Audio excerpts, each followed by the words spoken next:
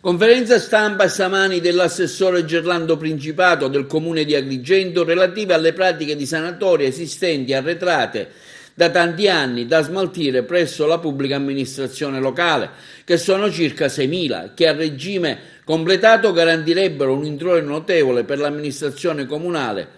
pari a circa 14 milioni di euro. Una serie di incontri e di intese sono stati effettuati con i vari ordini professionali che permetteranno di smaltire il notevole carico esistente che al momento, tra l'altro, risulta essere importante, onde poter anche ottenere le agevolazioni della legge Ecobonus del 110% che il governo nazionale ha varato, senza la quale non si potrà accedere ai benefici spettanti. Ci saranno 20 giorni di tempo per i professionisti agrigentini per effettuare gli accordi e rispondere alla manifestazione di interesse verso la pubblica amministrazione agrigentina per accedere alla definizione delle pratiche, cui sarà anche garantito un compenso per ogni sanatoria ultimata.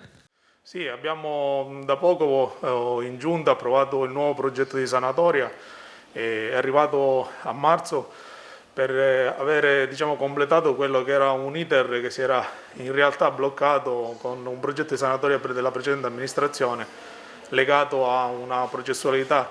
di pagamento sulle pratiche che però purtroppo ha avuto un esito negativo. Abbiamo ricucito questa a febbraio con il pagamento ai dipendenti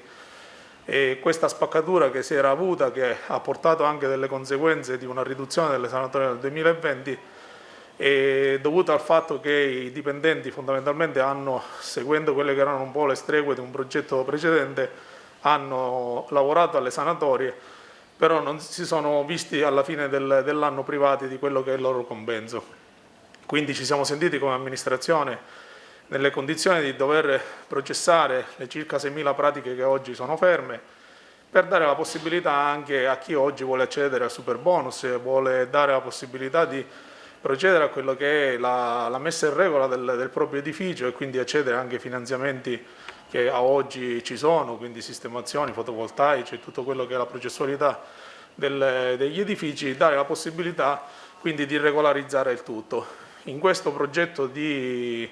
sanatoria, ovviamente vista anche la carenza del personale comunale che ovviamente è all'interno di questa progettualità e quindi avrà una condizione di lavoro tra virgolette agevolata, abbiamo voluto, secondo quello che è il programma definito dal sindaco Miccichè, esternalizzare le pratiche di sanatoria anche ai liberi professionisti agrigentini per avvicinarli soprattutto al comune, ma per consentire a loro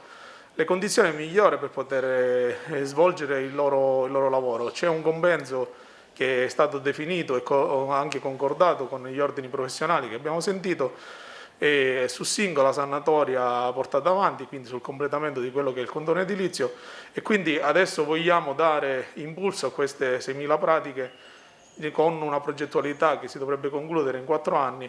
Abbiamo in quest'ottica la necessità però che gli ordini professionali, architetti, ingegneri, agronomi, geometri ci seguano in questo percorso, quindi attivino un processo di una manifestazione di interesse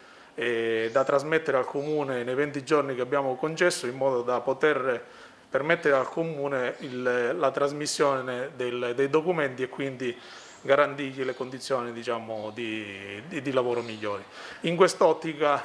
il Comune cerca di riportare anche nel limite del possibile, aprendo un po' il mercato, quegli agrigentini che negli anni hanno dovuto per motivi di lavoro abbandonare le proprie case e i propri affetti familiari e rientrare nel circuito agrigentino. Questo vuol dire anche un introito straordinario per le casse del comune? Sicuramente abbiamo fatto un calcolo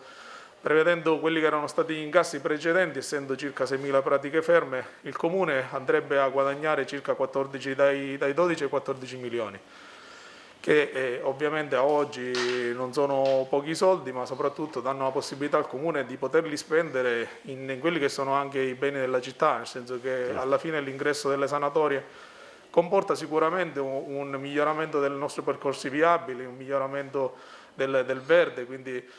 crea le opportunità per poter utilizzare questi capitoli di ricavi in dei capitoli di spesa di cui il Comune oggi ha bisogno. Avete fatto una mappatura di dove si trovano in particolare queste case abusive? Ma sono un po' distribuite su tutto il territorio. In realtà le pratiche abusive sono delle pratiche che partono dagli anni 75, quindi c'è stata una serie di trafile e di tentativi di portare a termine le sanatorie. Abbiamo creato anche uno snellimento di firma su questo progetto. Abbiamo delle intese con la soprintendenza per quelle che sono le possibili agevolazioni nel rispetto ovviamente delle regole, per poter processare nel più breve tempo possibile tutto quello che è la processualità del condono edilizio, ma soprattutto per garantire alla città uno sviluppo economico che è un ingresso per i professionisti, ma allo stesso tempo è la possibilità anche per le imprese di poter riattivare il loro percorso di costruzione e di miglioramento della nostra città.